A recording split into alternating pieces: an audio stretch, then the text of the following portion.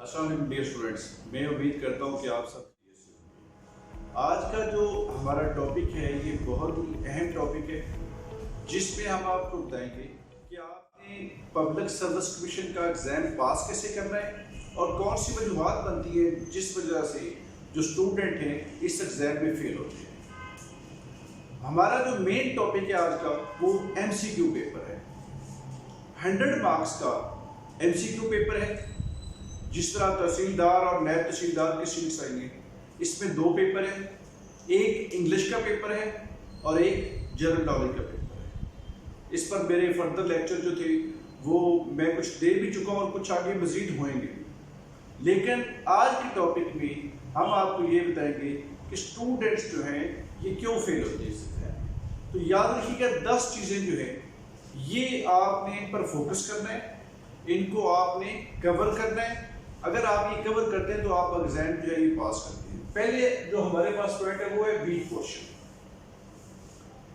जो PPSC के exam होते हैं, अगर आप कोई मॉडल पेपर लेते हैं, मॉडल पेपर के आप 100 MCQ करें, उसमें से आप देखें कि आपका जो वीक एरिया वो कौन सा है।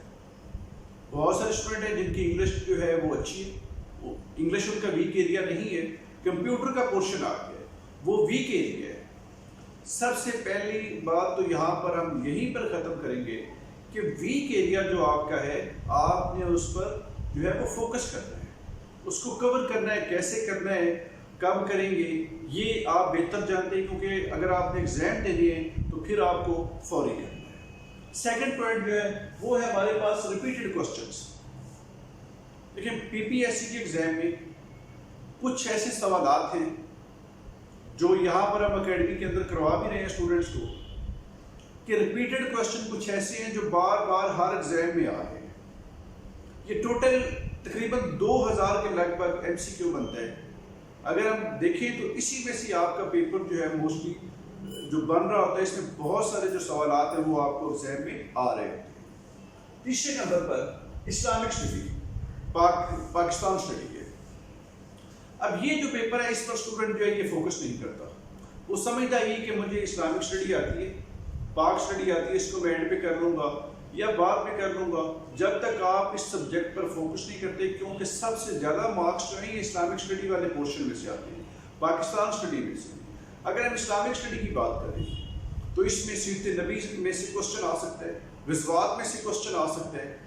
पाकिस्तान स्टडी की बात करें तो 712 से लेके, हालांकि हड़प्पा और मोहनजोदड़ो जो है या इंडस वैली सिविलाइजेशन पर भी MCQ आए हैं। इसको आप जो है ये डिफरेंट ग्रुप्स में बनाकर इसको तैयार कर सकते हैं। वो आपने कैसे करना है वो मैं आपको इस पर तफसीलन लेक्चर एक दे चुका हूँ कि आपने इसको कैसे टैकल करना है। तो उसके बाद हमारा नेक्स्ट पॉइंट आता है जी पास्ट पेपर्स।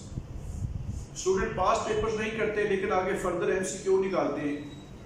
जब MCQ निकालते हैं तो वजह ये बनती है कि वो जो है पास पेपर पर फोकस नहीं करते हैं, और जब पास पेपर पर फोकस नहीं करते तो ये उनका जो एरिया है कवर नहीं होता। इसलिए आपने पास पेपर्स पर स्पेशली फोकस रखना है।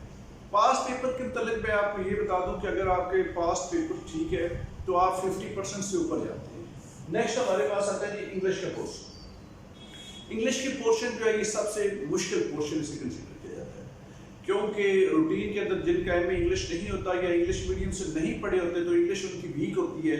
तो इंग्लिश को जो है आपने डेली करना है, क्योंकि हम एकेडमी में यहाँ पर स्पेशल एक टीचर जो है हमारी वो सिर्फ और सिर्फ आपको इंग्लिश MCQ करवा रहे हैं। 1 घंटा डेली यहाँ पर हम करवाते हैं, बार बार आपकी एक्सरसाइज करवाते हैं।